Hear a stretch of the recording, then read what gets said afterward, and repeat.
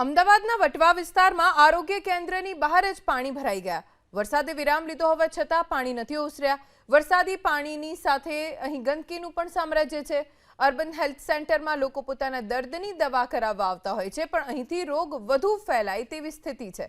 ન માત્ર urban health centre પણ વટવા વિસ્તારની પ્રી સ્કૂલ પાસે પણ આવી જ રીતે ગંદકી જ ગંદકી છે, જે નાના ભૂલકાઓને બીમાર પાડી શકે છે। પ્રશાસન પૂરતું ધ્યાન આપીને આ ગંદકી દૂર કરે તેવી લોક માંગ ઉઠી છે।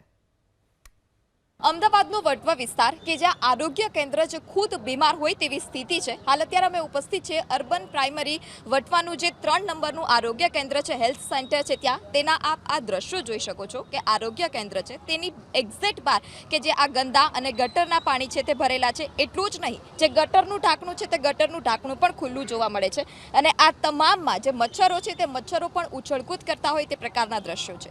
જે દર્દીઓ કે આ આરોગ્ય કેન્દ્રમાં સારવાર માટે આવતા હોય તેમની સાથે આવતા જે પરિવારજનો છે તે પરિવારજનો પણ અહીંયાથી બીમાર પડીને જાય, દર્દીની સારવાર કરવા આવેલા સાથે પરિવારજનો, તે પ્રકારની આ જે સ્થિતિ છે તે અહીંયા જોવા મળી રહી છે।